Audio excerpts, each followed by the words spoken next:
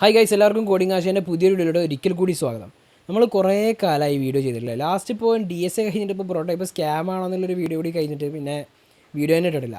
അതിനുശേഷം ഇപ്പോഴാണ് വീഡിയോ ഇടുന്നത്. അതായത് ഞാനിപ്പോൾ 15ാമത്തെ വീക്കിന് ശേഷം 16, 17, 18, 19, 20 അപ്പോൾ 21ാമത്തെ വീക്കിലാണ്. അത് 5 വീക്കോളം ഞാൻ വീഡിയോസ് തന്നെ ഇട്ടിട്ടില്ല. അപ്പോൾ ആദ്യം തന്നെ ഒരു സോറി ചോദിച്ചാണ് നമ്മൾ ഈ വീഡിയോ തുടങ്ങാൻ പോകുന്നത്.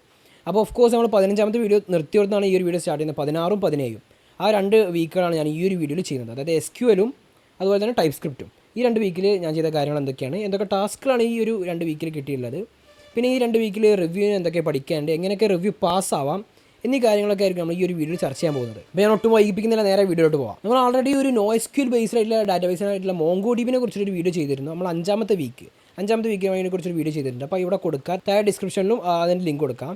അപ്പോൾ NoSQL ബേസ്ഡ് നമ്മൾ ചെയ്തു. ഇനിയിപ്പോൾ നമ്മൾ SQL ബേസ്ഡ് ആയിട്ടുള്ള ഡാറ്റാബേസിനെ കുറിച്ചിട്ടാണ് ഈ ഒരു വീക്കിൽ നമ്മൾ പഠിക്കാൻ പോകുന്നത്.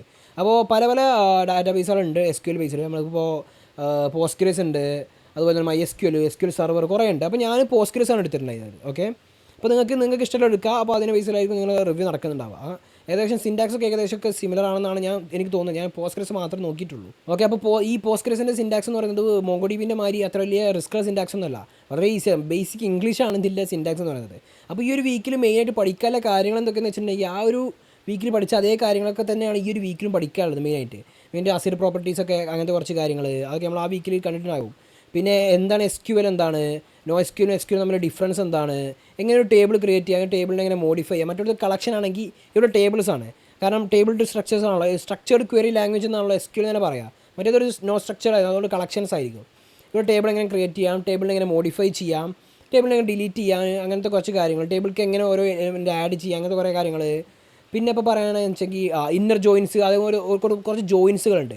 പല ടേബിൾസ് കണക്ട് ചെയ്യാൻ വേണ്ടി ജോയിൻ നമ്മൾ. അതുപോലെ തന്നെ നിങ്ങൾക്ക് ഉള്ളതാണ് നോർമൽ ഫോംസുകളെ കുറിച്ച് പഠിക്കാനുണ്ട്. പിന്നെ യൂണിയൻ, ഇൻ്റർസെക്ഷൻ, അങ്ങനെ കുറച്ച് കാര്യങ്ങൾ. അത്ര വലിയൊരു വീക്കൊന്നും അല്ല ഈ SQL വീക്ക്. നിങ്ങൾക്കൊന്ന് ജസ്റ്റ് ഒന്ന് ഇരുന്നാൽ തീരാവുന്ന ഒരു വീക്കേ ഉള്ളൂ. ചെറിയൊരു വീക്കാണ് ഈ SQL വീക്ക് എന്ന് പറയുന്നത്.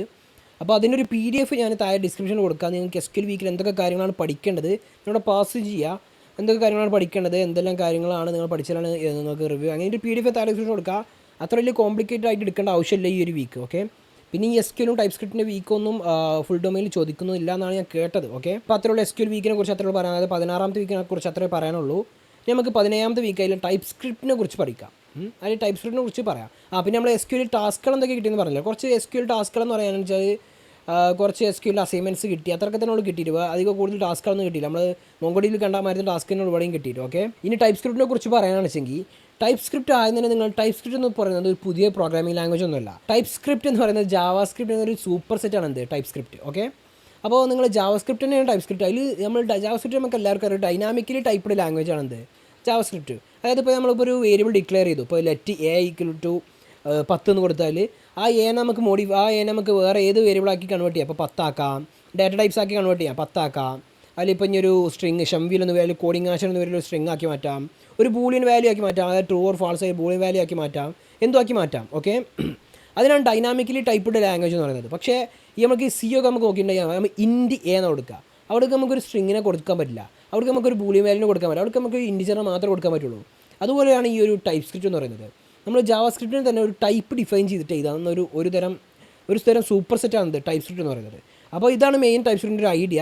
എന്നിട്ട് ഇത് വെച്ചിട്ട് നിങ്ങൾ ജാവാസ്ക്രിപ്റ്റ് ചെയ്തിട്ടുള്ള അതേ പ്രോബ്ലംസ് തന്നെ നിങ്ങൾ ഇവിടെയും ചെയ്ത് നോക്കാം. ഓക്കെ, ഇതിൽ കുറച്ച് കാര്യങ്ങൾ ശ്രദ്ധിക്കാണ്ട്, സിൻടാക്സുകൾ കുറച്ച് ശ്രദ്ധിക്കാണ്ട്. പിന്നെ ടൈപ്പ് സ്ക്രിപ്റ്റ് നമ്മൾ റൺ ചെയ്യുമ്പോൾ എപ്പോഴും ജാവാസ്ക്രിപ്റ്റിലോട്ട് കൺവേർട്ട് ആക്കിയിട്ട് ജാവാസ്ക്രിപ്റ്റാണ് റൺ ചെയ്യുക. അങ്ങനത്തെ കാര്യങ്ങളൊക്കെ ശ്രദ്ധിക്കാണ്ട് ഈ ടൈപ്പ് സ്ക്രിപ്റ്റിൽ ടൈപ്പ് സ്ക്രിപ്റ്റിൽ. പിന്നെ ഈ ടൈപ്പ് സ്ക്രിപ്റ്റിൽ മെയിനായിട്ട് കിട്ടിയ ടാസ്ക് എന്ന് പറയുന്നത് നിങ്ങൾ ജാവാസ്ക്രിപ്റ്റിൽ കിട്ടിയ ടാസ്ക്കാണ് നിങ്ങൾക്ക് ഓർമ്മയില്ലേ, ആ ടാസ്ക് തന്നെ ടൈപ്പ് സ്ക്രിപ്റ്റിലും ചെയ്യുക. അത്രയോടെ കിട്ടിയിട്ടുണ്ടായിരുന്നുള്ളൂ, കുറച്ച് ടൈപ്പൊക്കെ ഡിഫൈൻ ചെയ്തിട്ട് ചെയ്യുക. പിന്നെ ടൈപ്പ് സ്ക്രിപ്റ്റിൽ മെയിനായിട്ട് ശ്രദ്ധിക്കേണ്ട കുറച്ച് കാര്യങ്ങൾ ടൈപ്പ് പറഞ്ഞൊരു കീവേഡ് വെച്ചിട്ട് നമുക്ക് ടൈപ്പ് ഡിഫൈൻ ചെയ്തൊരു സംഭവമുണ്ട്. പിന്നെ നമ്മൾ ഇൻ്റർഫേസ് പറഞ്ഞ സംഭവമുണ്ട്. അത് മെയിനായിട്ട് യൂപ്സ് കൺസെപ്റ്റ് ജാവാസ്ക്രിപ്റ്റിലാണ് ഒന്നുകൂടി ഡീപ്പായിട്ട് വരുന്നത് ഈ ഒരു ടൈപ്പ് സ്ക്രിപ്റ്റിലാണ്.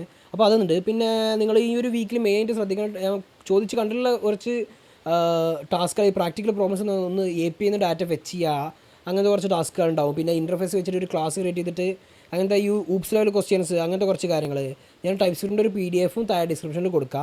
അപ്പോൾ നിങ്ങൾ അത് നോക്കിയാൽ നിങ്ങൾക്ക് ടൈപ്പ് സ്ക്രിപ്റ്റിൽ കിട്ടിയ ടാസ്കുകളൊക്കെ മനസ്സിലാവും.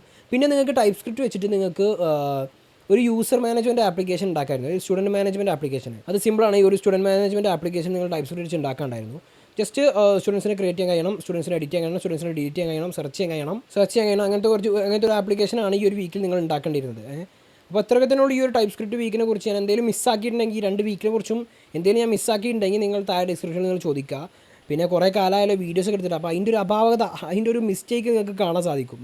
അപ്പോൾ അതിനോട് ഞാൻ ഇനി അടുത്ത വീഡിയോസൊക്കെ വരുമ്പോൾ അത് ഞാൻ ഫിക്സ് ചെയ്യുന്നതായിരിക്കും. ഓക്കെ, അപ്പോൾ ഇത്രയും പറഞ്ഞുകൊണ്ട് നമ്മളിവിടെ വീഡിയോ അവസാനിപ്പിക്കാൻ പോവുകയാണ്. അതിന് ഓഫ് കോഴ്സ് നമ്മൾ ടെലഗ്രാം ചാനലിനെ കുറിച്ച് പറയുകയാണ്.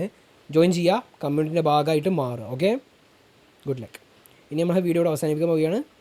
വീഡിയോ ഇഷ്ടപ്പെട്ടാൽ ലൈക്ക് ചെയ്യുക, ഷെയർ ചെയ്യുക, കമൻറ്റ് ചെയ്യുക. ഓഫ് കോഴ്സ് നമ്മുടെ ചാനൽ സബ്സ്ക്രൈബ് ചെയ്യുക, ബെല്ലൈക്കൻ നിൽക്കുക. Thank you.